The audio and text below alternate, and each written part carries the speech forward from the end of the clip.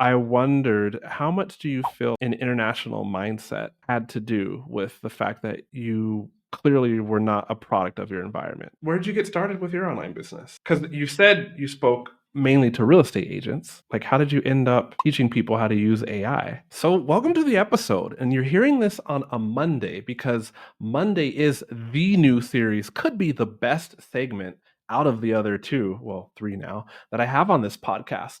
And so let me explain. I have here, as you can see, John Mendez, AI optimization coach. And what we're doing here on Mondays is, you know how back in the old day, before the internet, when you wanted to like learn from somebody, see if they were worth doing business with, even nowadays, you go and grab a cup of coffee and sit down at Starbucks or whatever other second-rate coffee brand you believe in. Just kidding. Kind of, not really. Well, we're sitting down and you're going to get to know John before you hear his next episode, which will air in another week or two. And it's tentatively titled, what are we titling it, John? Let's title it this: How to Not Get Replaced by AI, even if you're technologically inclined. How to not get replaced by AI, even if you're Yeah. say that word for me because I can't even say it right now. Even if you're technologically inclined. So it doesn't matter if you have zero tech experience, doesn't matter if you're a dinosaur, doesn't matter if you never even have doesn't matter if you don't even have a router in your house. I'm gonna teach you the game plan, the step by step, so you'll never get replaced. Two words that I'm thinking of, which is really why I was excited to have you on that next episode.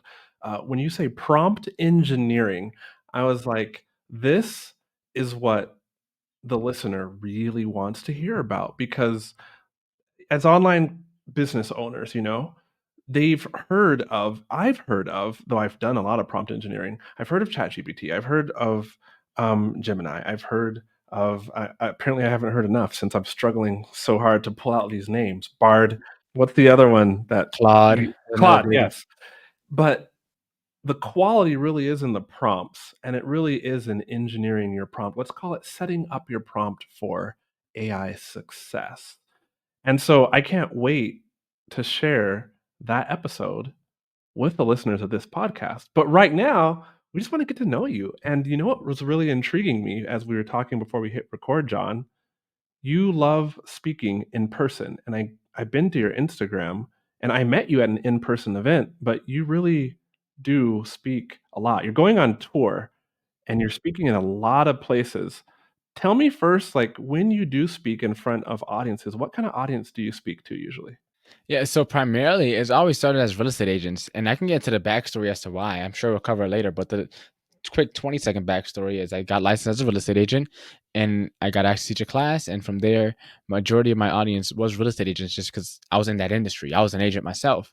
And so most of these speaking engagements have been for people in the real estate industry, for mostly agents and brokers. It's starting to expand a little bit to more so like real estate professionals. So now like lenders, attorneys, mortgage, all those other adjacent businesses in the real estate profession, right? And then from there, once I got more into the course creation business and the entrepreneur world, not saying that a lot of real estate agents are just glorified like employees because they're not really treating their business as like an entrepreneur, as a business owner. They're just people who have a business, but they're really just employees, and a lot of them run their business that way, which is why the failure rate for most agents is extremely high. But as I said, so as I started teaching, learning more about course creation, I started joining business masterminds, stopped going to real estate mastermind and real estate events. Now my audience is starting to open up to business owners from other industries as well. Still primarily like 70 to 80% of my audience is real estate agents and real estate professionals, but it's starting to broaden a little bit. Even though you teach about how to use AI, you also have another topic that you love to talk about. So, man, you can't ask someone that likes to talk about everything like this on the spot because I like to I like to talk about a lot of things. So, uh, I mean, entrepreneurship, podcasting, personal finance, you name it. What else? I could talk about nutrition for a little bit. I could talk about anime, video games. There's a lot of things. I feel like this is a trick question. Okay, fine. Let's go. Since we're just getting to know you, I will tee up an anime topic. Because my daughter was asking she comes home one day, and somehow she is now fixated on learning Japanese. Not only learning Japanese, but she's like, "I wish I was born in Japan. I wish I was born in Japan." My wife and I are like, "Why?" So, disclaimer, if you're like a sophisticated adult and you're listening to this, you might say, "Oh, that's racist. You can't say stuff like that." This came out of the mouth of my daughter, and I'm simply telling you what she said because she has two Japanese friends who are in ballet class with her. And she's like, "I just want my eyes to be like that." And she goes like this. And I'm like, "Okay, we're going to have an education moment in a moment. But with little kids, you got to keep asking questions, you know?" And so I'm like, "Cool, tell me more." Whatever I said, I put on like my fake parent smile, like there could be something here that needs to be corrected, probably, but I'm going to see what's going on in your 7-year-old mind before I tell you what kind of things are good and not good to just do and say, right? And so then she's telling me about how she just it's her 2 friends, and she just really likes them and loves them and always wants to see them, and so I'm like, "Okay, cool," and so she wants to learn Japanese, and we're having this talk as we're walking to, the OXXO, which is like a 7-Eleven here in Mexico where I live, and she's explaining to me how she really wants to learn Japanese. I'm like, "Oh, do you? Well, I love languages. Let's bond over this," and so I tell her about those Miyazaki films. I think it's the studio Ghibli is the studio that produces them, but they're like cartoon films like My Neighbor Totoro and or Totaro or Kiki's something delivery service or Princess Mononoke. Have you ever heard of those? Mm-mm. Okay, so maybe you should watch them too, but I was watching them with my daughter and she enjoys them. They're just kind of like they're Japanese animated movies. So since you like anime, what's your favorite anime? I'd say if I had to choose, I mean, first of all, I probably haven't heard of those animes because I only watch good anime. That's probably why. All right. All right. All right. I had to take a couple shot. No, I'm joking. But in all seriousness, I would say the anime that I like the most overall probably is, and not to be like a bandwagon or but like Naruto. It's just like all the lessons in Naruto. The only thing that sucks about it is like all the filler episodes are absolutely annoying. Aside from that, I do not, endorse Boruto at all. Think it's honestly, they've ruined the storyline. It kinda sucked for me personally. It I don't even should've know just who ended. that is. That's like Naruto's son, and so Oh, they made a okay. whole series, spin-off series off of him and his son and his journey, but honestly, I stopped watching it, couldn't stand to watch it. But, honestly, I like Naruto, and part of the big reason why I liked anime is because there's a lot of Eastern philosophy like, embedded throughout a lot of anime, and for me, like, being a kid, like, you get to see a lot of that, and it opens your perspective. Of course, there's like a ton of action and fighting and all that stuff going on, but there's also a lot of Eastern philosophy that's kind of embedded throughout. And as you get deeper into like some of like the meanings behind and the symbolism in a lot of the anime, it can get very deep very quickly for some of these shows. And it's just like I really love anime for that, and also, like, I don't watch normal television here, here in the States. I actually sold my TV, so I don't watch TV at all anymore. Oh, I sold sold, my alright. Yeah, I I don't sold have my a TV TV years either, ago. so Yeah, years I ago. like that. So if I watch something every now and then, me and my girl will watch something on Netflix. I watch one show. It's called The Challenge. That's like our routine. But aside from that, I only watch anime, and I still watch. I'm currently watching like 5 or so animes right now. I've been watching animes for as long as I remember, and probably will watch it till as long as I am here. Of course, me being me, like, if you say anime, I'm thinking only of Dragon Ball Z, and into that, there pretty much is no other, so Eh, Dragon Ball Z is one of those animes where it's like, as you become an experience as a sophisticated anime watcher, right? You used the word sophisticated earlier. As you become a sophisticated anime watcher, you watch realize out now. how much Dragon Ball Z, like, it's iconic because like, what it did for the anime culture here, like, it really put on, like, the anime scene, like, that show did numbers. But, like, as you get older, you realize how awful the storyline actually is. It's it's so predictable. It's literally fight, get beat up, random power up, then you beat the guy, and then rinse, wash, repeat. And then, like, after a while, it just gets so repetitive. And then you have Dragon Ball Super, and, like, one of the first big villains is Goku Black, which is, like, how creative. You take the main character and just change his outfit, and now he's the main villain for a whole arc. That was probably like the least creative thing I've seen in anime history. So I stopped watching Dragon Ball Super. But when I I was was gonna younger, say, I, say no more. You're not a Dragon Ball Z fan. That's okay. That's all right. no, I loved it when I was younger. I had all the Dragon Ball Z games like Budokai Tenkaichi 2, 3, and 1 on PlayStation 2 and PlayStation 1. Like, I had all the Dragon Ball Z games growing up. Well, I didn't have them. My friends did, and I would always play them. But as I said, once you start watching the other anime and you start really seeing like good storylines, I still love Dragon Ball Z for what it was, action. That's all it was. It's straight hands. People were blasting each other, planets are destroying. Like that's what we all went there. We never went to go Dragon Ball Z to see, you know, a well scripted storyline, right? We just went over there to see people box. That's it. We just seen people boxing. That's all we was there for. I was just recording another podcast episode earlier, and the guy was sharing about how this other lady just got done recording. She's going to be on the upcoming season of Survivor. Hmm.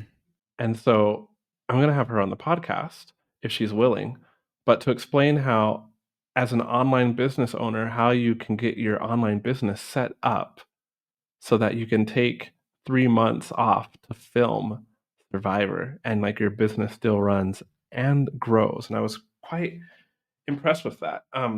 I feel like many people would love to be there, you know?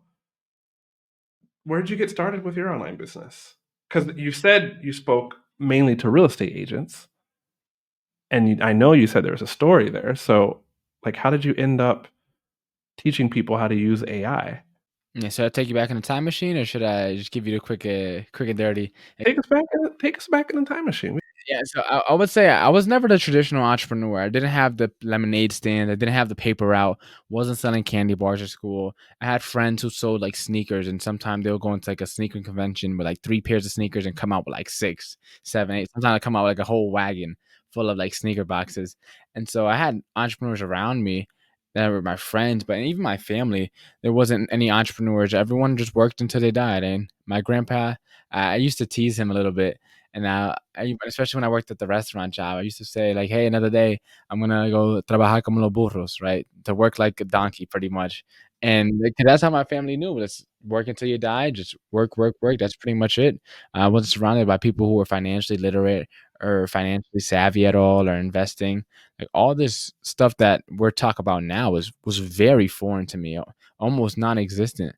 And so growing up, for me, one thing growing up in the projects, like we had Section 8, we had food stamps, and I usually don't stick, mention those all that much because yeah, like life was hard, but for me, I was a kid, and when you're a kid, it just is. Like, I wasn't thinking, like, as a 8th grader or a 9-year-old, like, "Hey, I have Section 8, like, my life must be so awful." Like, no, I'm just a kid. Like, I wasn't worried about a lot of that stuff, and that's also part of the reason why I hate victim mentality so much. Because, like, yeah, I had it hard, but I didn't even realize I had it hard until, like, I grew up, and it's like, "Oh, well, I did miss out on some opportunities, but who cares?" Like, I learned early on, like, I wanted to be a product of my decisions and not a product of my environment. And I can't say where that stemmed from, but I always like I took people at face value, and it's like the stuff that they did that I liked, I try to implement into my life, and the stuff that they didn't like, I would leave out. And so for me, that's how I navigated my way around the world. I was always very open minded, and that's why, like, I think I gained a lot of perspective very early on. What's going on? No, I'm just hearing what you're saying. You had that perspective from the get go, or somewhere When throughout I'm high very school young, you picked yeah, that very, up, or yeah, earlier than that. Early, probably like elementary, middle school, I started picking up like that. And I think for me, like I think I was blessed with the gift of wisdom. We all God blesses us all with gifts, I feel, and the one for me was wisdom, and most of it was because I was just so open minded, like not having a set role model to look up to. It's like that was my biggest blessing because I said I had the opportunity to look at all these people and see what they were doing and what they weren't doing, and just became like this giant melting pot of all these different viewpoints and perspectives. And then the parts that I did like, I would try to adopt into my life. The parts I didn't, I would leave out. And so that's how I navigated the world. And I still remember, like in middle school and high school, we have this thing called like philosophical chairs or Socratic seminars. I forget what they're called. And they'd be like, "What's the best thing, pizza or ice cream? Pick a side." And you had to split the class up. And like I would see which side had less people, right? And pretty much, and I would just go on the side with less people just so I can argue and have more people to argue with. Like, I love debating, and even in, like, middle school, I realized, like, I love argumentative essays. I love debating a point for whatever reason, and just switching my perspective, and that carried on. And then I got into high school, student athlete, right? Played sports, I don't know. What sports did you play? football and basketball, and then I did track my senior year. I did javelin. Yeah, the good sports. Yeah, so I I played say that football. as a swimmer. Like, so people made fun of me, and at many times I wish I had done a quote unquote good, or let's call it stereotypical sport. Well, tell me, you said that your dad was from the Dominican Republic and your mom was from Honduras. Where? So, it's actually my mom was from DR, Dominican Republic, and my dad was Guatemalan, but my I'm mom's side so of the close. I'm sorry. family I'm raised sorry. me. No worries, no worries. Yeah. My mom's side of the family raised me. So, whenever someone asks, I always claim my Dominican side first just 'cause, like, that culturally, that's what I was brought up into. I didn't really know anything about my Guatemalan culture until this past December when I went to Guatemala for the first time ever. Aside from that, my dad was absent pretty much most of my childhood, so I never really seen him, and I have cousins here and family here from my Guatemalan side I still have yet to meet. And then my mom's side of the family, my mom, she suffered from mental health issues, so, like, for me personally, we still have a horrible relationship, and, like, it's one of those things where I didn't realize as a kid, like, why she couldn't be the mom I needed her to be, and then as I got older, I realized it's because she couldn't due to, like, her condition.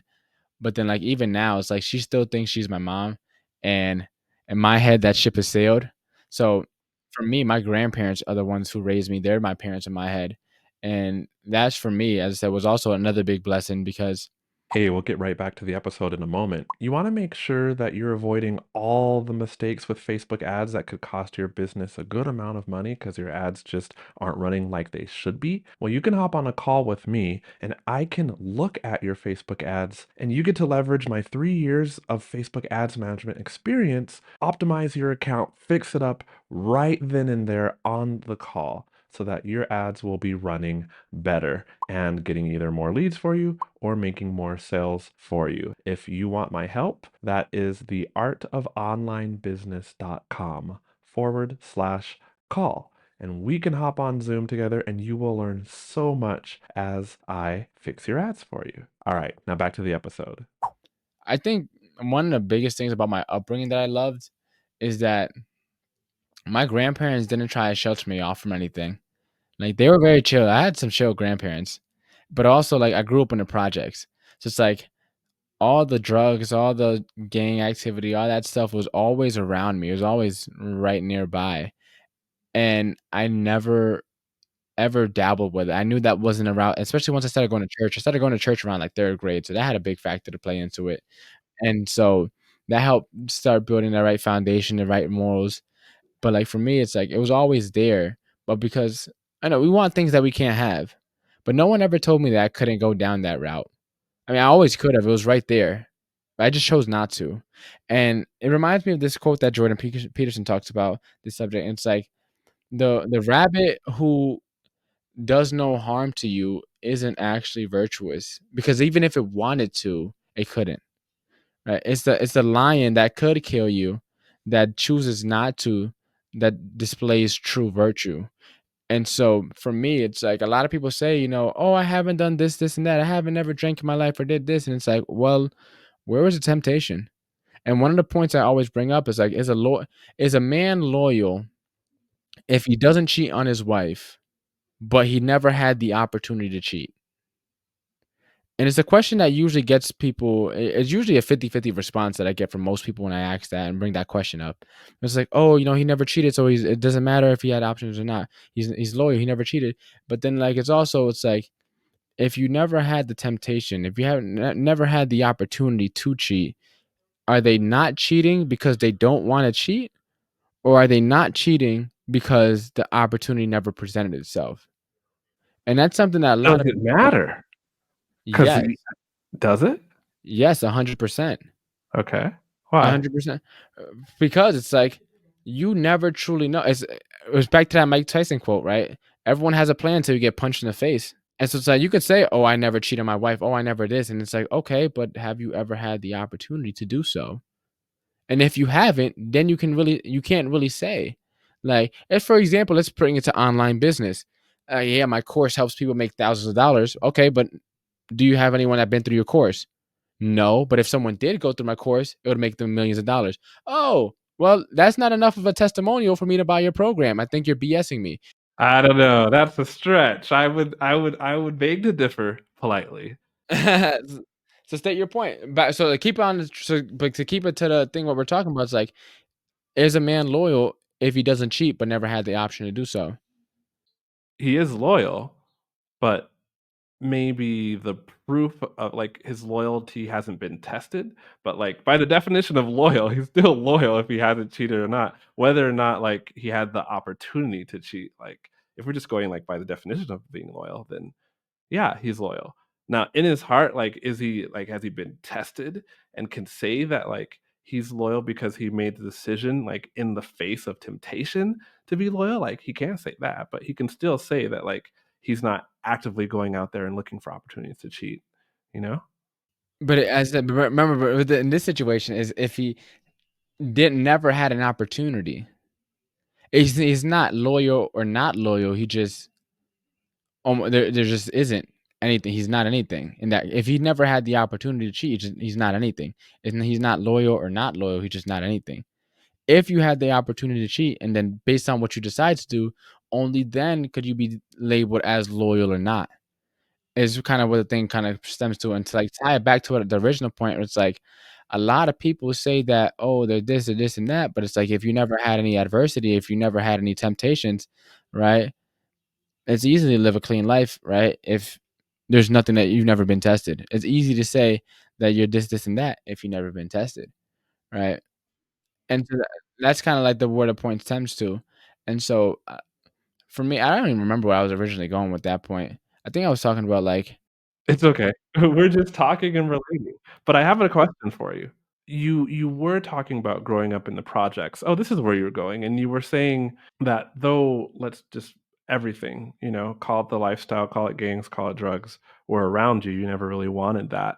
I was going to ask, and I think that's where we're talking about men and being loyal, and are you loyal if you haven't been tempted? I was gonna ask you, do you feel, since you said so your mom actually immigrated to the States from the Dominican Republic. I can identify with that because I also grew up in the hood, and my dad is from Ghana, though my mom is from the States. And so I wondered, how much do you feel like an international mindset had to do with the fact that you clearly were not a product of your environment? I mean, the Dominican lifestyle, the Dominican culture is very, I mean, a lot of the time they start drinking very early. I never had my first drink until I was 19, which is still technically underage. But like, let's be real, most people do drink underage. And like in my culture, culturally, most people drink, and people will look at it through their, United States lens and realize that cultures outside of the states are extremely different from this country that we live in, and like how they're brought up. It was one of those things where it's like culturally, that was accepted to like from a young age to start drinking. That's like one of the things. Like for me, I never wanted to do that. I never found any interest in doing so. And so there are things like that. It's like also like the Dominican culture as a whole tends to be very, very promiscuous. And like for me, growing up in the church, I always thought that that was the wrong thing to do. So it's something I never dabbled in. And so it's like for me, as I said, I took the parts that I liked and left out the parts that I didn't. And so I think, I mean, I love the culture. I love my Dominican culture a lot more than my Guatemalan side, but that's a story for another day, a little No, I biased, but, understand. Yeah. it gave me a lot of charisma. It gave me a lot of my personality, my flair, right, of who I am and how I express myself, and so it's like it's all about, like, deciding how you want to live and being comfortable in that, and I feel like, as I said, having that international mindset. I always brought up that I don't remember too much of, like, the anecdotes or the lessons that my grandparents tried to instill in me, but one of the ones I always learned is that actually wasn't too helpful, honestly, but it was, like, always, when you go to someone's house, don't ask for anything. If they offer, say no, right? Don't take anything for anyone. Always behave yourself. My grandparents always told me not to get involved in that stuff. Like, they always frowned upon it. And so that may have played a role as well. They always frowned upon, like, "Hey, don't, don't, don't hang out with, like, bad company." It reminded me of a Bible verse that I love. It's like, "Do not be misled. Bad company corrupts good character." I think I quoted it last week too. It's one of my favorite Bible verses. Okay. For context, somebody's listening. Last week we recorded an episode on his podcast, and we went deep. Yeah. And so, I think things that definitely had a lot of play. Some of it was very helpful. Some of it I had to, unpack and unravel so I could put in, because a lot of it is limiting beliefs. They don't come from money. For them, they thought the pinnacle of success was getting a degree. I dropped out of college. They were very against it. Had I not done that, we wouldn't be even sitting here having this episode right now, right? And so it's like there's pros and cons to like having that immigrant mindset. Like one of the best things is like they instilled like work ethic, right? Because they know, especially like growing up, my grandparents didn't receive their citizenship until like um I was in my teenage years, right? And so it's like for them, it's like they always like they never want to stay in trouble, like get in trouble. They don't want to make too much commotion. They don't want to make too much of a loud, you know, any noise or anything because it's like they knew their place kind of, and they didn't want to get kicked out. They didn't want to get sent back. They know the opportunity was here, and it takes a lot of like courage to like drop everything and come here, and they didn't have much. And like my grandparents, like they already raised their kids and now they have to raise me and my sister. Like they already did their job, but then they then had to raise me. It definitely instilled a lot of strong character traits in me, and that are still helping me out to this day. I can relate on many levels. I don't even think we got to talk about this during the last time we were recording an episode for your podcast, but because my dad immigrated from Ghana, I for the longest didn't understand what that meant and like what he had to give up because he did leave quite a bit when he immigrated from Ghana to the States, like he had 2 degrees. He was already working like a government job, which in plenty of countries, like when you have a decent government job, it's you just stay there and you just stay on a decent salary and then a nice pension, it's not a job that you just up and leave, and yet he did. But like you talk about like the immigrant work ethic and hustle, like for most of my life, I didn't see him just because he was there, but he was working 2 jobs to afford to take care of like my sister and I. And then like him and my mom got divorced too. So or like after probably age 9, he wasn't there either. Um but, like, I can understand that and identify, like, when you said you grow up in the projects, but you're a kid, so it's not like you really know where you're at or know that, like, maybe the cards that you have aren't the same as somebody else, like, you're just a kid, you're just happy, you're enjoying your life, and, like, that was me too, but I didn't know it was weird to not be able to cross the street, but I couldn't cross the street, like, I didn't get it until I did that you shouldn't, like, squirt guns at cars that are passing by until a car, like, pulled up and, like, I had to run for it. Um, you know? So, intriguing. It's one of those things. I feel like here in the states, it's kind of. I feel like mainstream society tries to force victim mentality BS down your throat and try to make you accept and adopt that mindset, whether you want to or not. And like for me, it's like, oh, you hear like, oh, but John, you're a person of color, like you have it harder. Like there's people who have more opportunities than you, and like you grew up in the projects, you had free lunch, like, and it's like, and so what? I'm supposed to sit here and cry about it? I'm a grown man. Like I'm gonna make the life that I want for myself. I'm not. Yes, that is true. Yeah, yes, I had all those experiences. And that's not to belittle any of those experiences. Well, those are my experiences. I led them. Yes, it was hard. Yes, we had to boil cold water sometime just to take baths. Like it was definitely not easy. But there's a quote I love. It's like one can't wish for both strong character and an easy life because the price of one is the other. And so it's like all these people say like, oh, especially that it gets me so annoyed when successful people are like, I pray that no one has to go through what I went through. And my first thought is always, but like you went through it and you came out pretty well. So are you saying that you don't want people to be as successful as you? I mean, of course, yeah, not everyone makes it. But if everyone went through the same exact situations as you did, in the same exact circumstances, with the same exact mindset and resources, all variables held the same, more in most cases, another you would come out. And so what you're telling me is that you don't want another you. So that is that because like you're trying to sit on this moral high ground, like, oh my goodness, I don't want you guys to have it as hard as I did. I don't know what the for me, and this just may be me being a little cynical or skeptical, but it's like, well, I had it pretty tough. And I think more people should experience what I went through. Build some character, right? Build some thick skin. So what you're saying is it made you who you are today, and you have no regrets nor wish, like, I guess we can't say like I have no regrets. It's like how we grew up, you know, but what you mean is like you don't wish that it was any different. Like you're thankful for your roots, for your upbringing. Drake once said, "Sometimes I wish I could go back in life, not to change anything, just to feel a couple things twice." Right? That's one of my quotes that I love. Where everyone says like, "Oh, what would you tell your younger self?" And it's like for me, one, my younger self is me right now. So it's like, how much younger do you want me to go, right? Um, but then two is also it's like I wouldn't change anything, right? Why? One, if you watch anything like movie, all those time traveler movies, one you know about the like the butterfly effect, and if you change one thing, it's gonna change a whole It's like not good to change stuff in the past. yeah, no, exactly. I watched too many time traveling movies to know how that ends up, right? And two, I said I think I turned out pretty fine, and some may say I turned out great for my age. So it's like if this was the price that I have to pay to achieve the success that I want to achieve, so be it. Okay. All right. Though there are two kinds of time travel. One where the past affects the future, and the other where the past just branches off into another future and doesn't affect the future that you're from, because even if you go to the past, you're still in the future. You're not actually in the past of your original self. If that makes sense.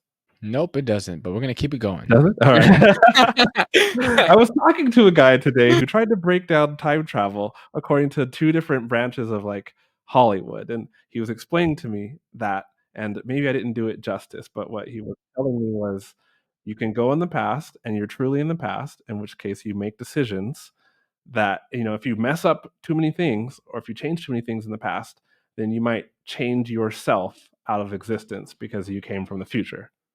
Tracking with me? And then he was saying that's one thought, but, like, another school of thought says, if we're going across this timeline and I jump to the past, I'm still the future of, like, my past self, and the past I jumped to was, like, a different past that is still the future. So if I change stuff, it doesn't change that original timeline that my past self was on, because I'm still in the future, but it's future past. I don't know. So fast forward us, because we still are staying on track. You did say that you speak primarily to real estate agents, and I know you told me when we recorded on your podcast about this, but your entrepreneurial journey didn't start with AI, and I don't even did it start with real estate, or did you have something before that? It kind of did. So fast forward the story, right? I got into college. I got into 13 colleges, right? Ended up going to University of Connecticut. Alpha, yeah, got into quite a bit. I skipped a lot in school, but I made sure I did my homework and I got great SAT scores. So I graduated with a 3.5 and got Wow, into 13. 13. Yeah, Okay. I'm just yeah. thinking college admission fees. I didn't have enough money to even apply to 7. That's So the beauty of having free lunch, man.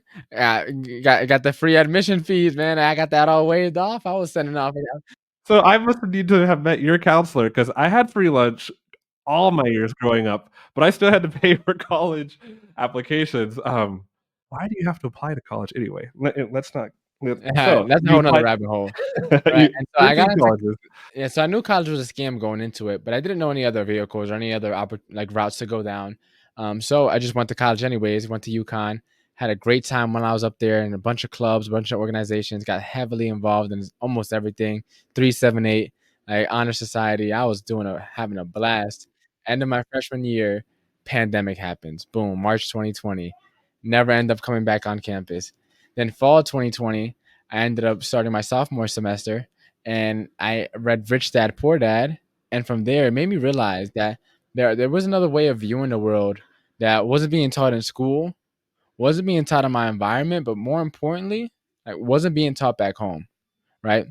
So what I did was I went on YouTube University and looked up every video I can about anything related to like personal finance, entrepreneurship, you name it. And I ended up stumbling across this course on real estate wholesaling, which essentially kind of like, let's say you want to buy a property, right? And there's Joe Schmo who wants to sell a property. Like now with an agent, you'll list a property and then the buyer will have an agent to represent them and the buyer, they close on the house, whatever. But like a wholesaling is a little different. Usually wholesaling is off market, mainly because the sellers are in some sort of like distress situation.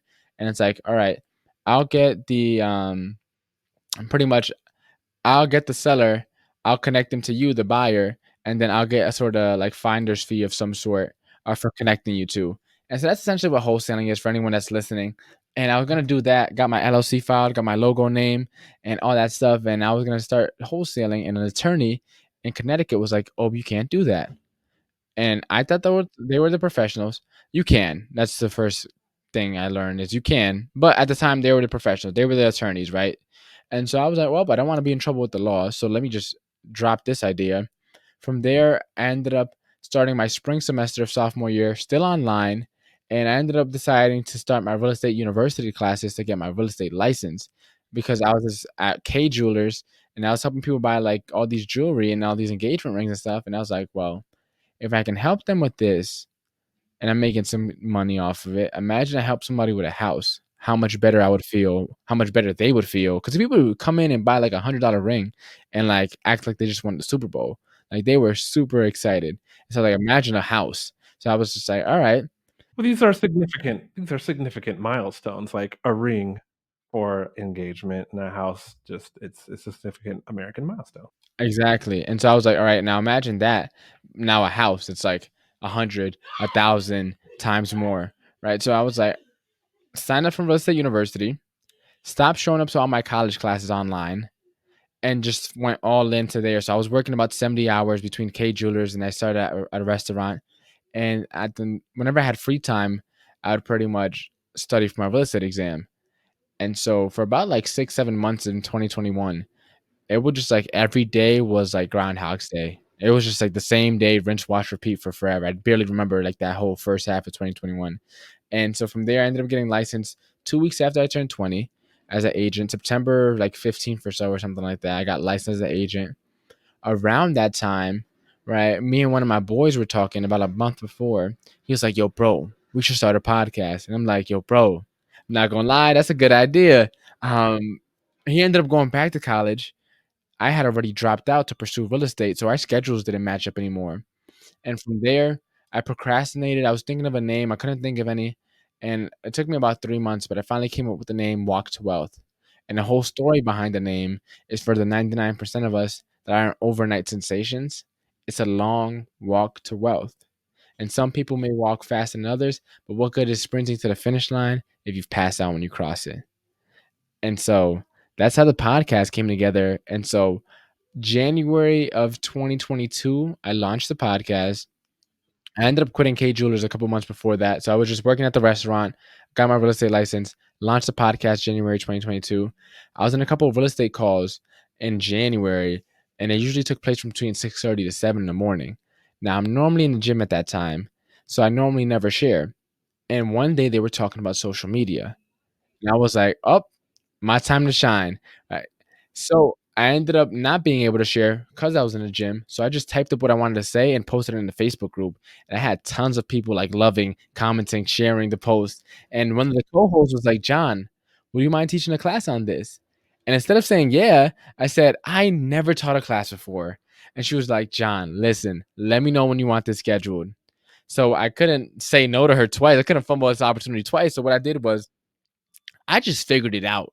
Right? I had a Google form, and from the Google form went to the Google sheet, and then I would copy and paste those names onto a Mailchimp, and then from the Mailchimp send out the Zoom link to people because I didn't know how to use Eventbrite. I didn't know about funnels or Kajabi or any of this other stuff or landing pages. I ain't know about any of that stuff, man. I was duct taping everything, putting it together, right? And I ended up getting for that first class I taught it. So Keller Williams in February normally does a big real estate conference called Family Reunion. Now, 2022 was going to be the first family reunion in a few years because of the pandemic. I was going to family reunion, and I knew I was gonna see all the people in the class at family reunion. So the Friday before, I hosted my very first social media class, right? I ended up getting over 440 people registered for that class. Then from there, that following Friday, I went to family reunion, and at family reunion, I seen all the people. Everyone knows me by my hair, and I had a lot more hair. If you see my headshot, I had a lot more hair before I cut it. Oh, really? Yeah, I had check for anyone that's watching, like, watch look for my headshot, right? And my hair used to be massive, and I went in with my hair in cornrows because I knew everyone was gonna expect the hair. Right? So I came you can never let them know your next move, right? Keep them on their toes always. That Sunday at the conference, there was gonna be a networking event for the people in that community. So that Sunday, I woke up extra early at the conference, washed my hair, had my curls in full effect, and I had a shirt that says "Stop and stare, just don't touch the hair." Nice. And that's why your email is Stop and Stare. Exactly, and that's where it came from, and so from there, and that's what sparked the social media classes. And I was doing the podcast. I was teaching real estate. I was doing the social media classes and working at a restaurant. And it looked amazing from the outside. Like you see my Instagram, it's like, oh my goodness, John's doing so many things. He's doing so great. Wow, I'm so proud for him. But behind the scenes, and you know this, like everything looks good when you're doing a digital business. No matter how like sucky or like horrible it's going on the inside. And man, did it suck. I wasn't making no money on anything. I was losing out on business from my real estate business. My podcast wasn't monetized, and my social media classes I was teaching for free. Not because like I had a limiting belief that I didn't realize what a limiting belief.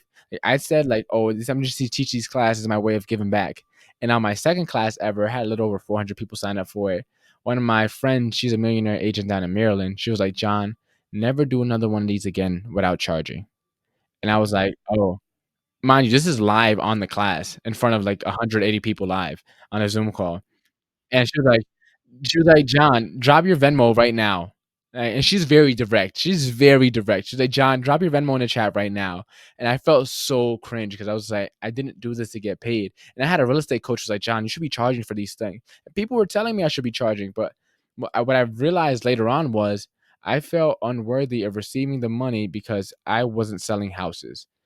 It took me a while to realize that people weren't showing up to my classes to learn how to sell more houses. They were showing up to my classes because I knew something that they didn't. And that point, it was social media.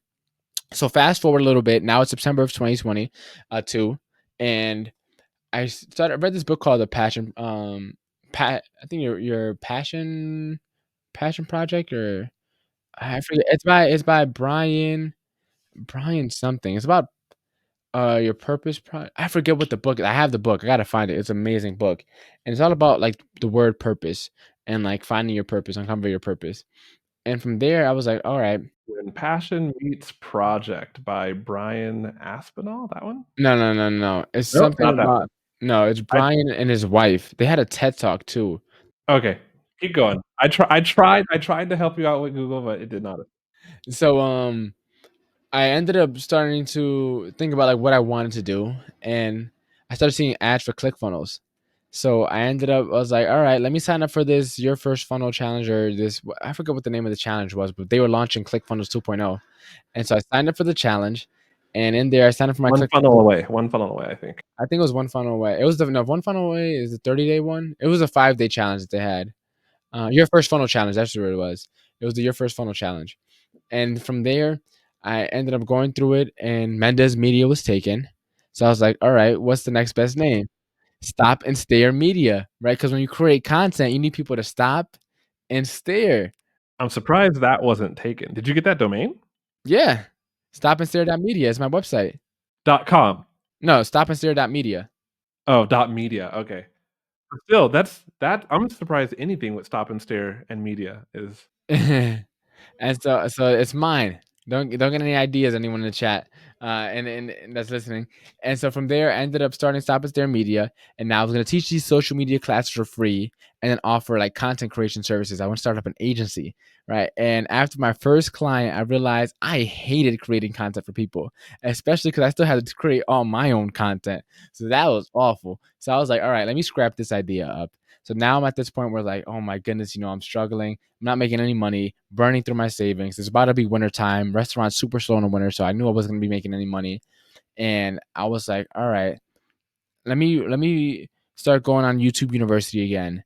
And that's when I found this concept called Ikigai, which I'm pretty sure you're familiar of. But for anyone that's not Ikigai, familiar, like the incremental improvement that what was it? Was it Toyota? mm-mm, that's something else. But I know what you're talking about though. But Ikigai is pretty much, it stands for your reason for being. Right? It's a Japanese concept, and the place where this originates from, that island has the most like centurions on the planet. Like there's known as like the land of immortals or something like that, because everyone, the life expectancy there is so high. And it's pretty much a four circles, like a Venn diagram. And it's where like what you love to do mix with what the world needs, mix with what you can be rewarded for, mix with what you're good at. And when those four circles intersect, that's your ikigai, your reason for being, your purpose essentially. I can't believe I messed that up. I was thinking of Kaizen, um, incremental improvement, like how Toyota took over or Honda took over like the auto industry and beat out American vehicle brands. Wrong terminology. All right. Long I like to be terminology. educated. I like to be Yeah. educated. Thank you for that. And so from there, I was like, all right, let me go all in on the podcast. And so between like January and March of 2023, I got interviewed a little over 100 times on a bunch of different podcasts. And one of the guys, yeah, it was quite a bit. And then I met a guy named Jason. He had a mastermind, and it was about $400 a month at that time. I'm still in the mastermind. And I was like, man, month one, I got it, no problem. But like months two, three, four, and five, man, I don't know where that money gonna come from. And I was like, well, maybe just maybe the reason I don't have the money is because I was playing scared with my money to begin with. Oh, it's a thought. Okay. And so I was like, let me go all in. And so in the mastermind, he had a course on how to use ChatGPT. Now, I was already using ChatGPT to create titles for my podcast and to create show notes for my podcast. So I was already a pretty early adopter onto it. I started using it around late December of 2022. And so at that time, ChatGPT was only a month old. And so I seen his class, and his class was decent. I don't really remember much. But the one thing I do remember is at the end of it, he shows a screen recording of himself using ChatGPT to create the very same curriculum I just had him teach me in a course. And I was like, bro, no way. No way. Like this guy has it good. He just created a whole class. I thought it was him, but it was ChatGPT the whole time. He didn't have to do any work aside from press record and create a couple slides. Right? That's all he had to do. And so I was like, you know what? That's a good idea. So 2 weeks later, I ended up hosting my very first ChatGPT class on how to use ChatGPT. And in there, I had ChatGPT create the presentation curriculum, like outline. I had to create the information for each slide. I used a tool called Tome.app to create the actual slides. I used Midjourney and Dali for the images on the presentation. And then from there, I had an Eventbrite landing page to get people to register. Still haven't found out about like landing page and registration pages yet. So I use Eventbrite, and I use a Midjourney to create the cover photo for the Eventbrite page. I use ChatGPT to create the headline, the description. I use ChatGPT to come up with the emails to get people to register, and the emails to get people to remind them to show up to the class live. I got a little over close to 300 people registered for that class, and it was free. At the end of it, I said, hey, I'm teaching a workshop on a Friday. So this is on a Wednesday. I'm teaching a workshop on a Friday to like help go over this stuff. It's $200. I have 20 spots, and I didn't have like an offer stack or a fancy pitch like we're usually taught to do in this, in this webinar space and whatever. And within 24 hours, I sold out. So I made $4,000, and I was like, "Whoa! I just made more money than I made in like 3 months at the restaurant doing this presentation that I had ChatGPT create." On top of that, this is also before like the National Association of Realtors and all the major media outlets found out about ChatGPT. And so I was like, whoa, no one even knows about this stuff. I got to go all in. And so that's when, for me, I realized like I got to stop teaching the social media stuff and go all in on the AI stuff. And the treat, because you'll like this. I'm gonna share my screen. I'm gonna go right here and share this window. The treat, if you're watching the YouTube channel, is that. Were you expecting that? Can you see this? I did too once have a lot of hair, though I chose to keep it in dreads, not cornrows. That's me a long time ago with blonde tipped dreadlocks. In the meantime, before somebody listens to the next episode, where can they find you online?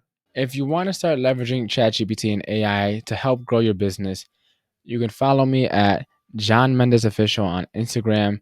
Start getting those tidbits, those nuggets, so that when I come on next episode and I really start dropping the gems, you already have a base knowledge as to what I'm going to be talking about. But regardless of whether you don't catch this episode and you catch the next one, I'm going to be giving you everything you need, even if you have no experience with AI, to start leveraging in your business, because it's not about working more, it's about working smarter. And we already have tons of tools that we use as an online digital entrepreneur, right? We all have all these things and they get very complicated. I'm going to help simplify that entire process for you so you can start getting rid of all these tools and just use the only one that matters.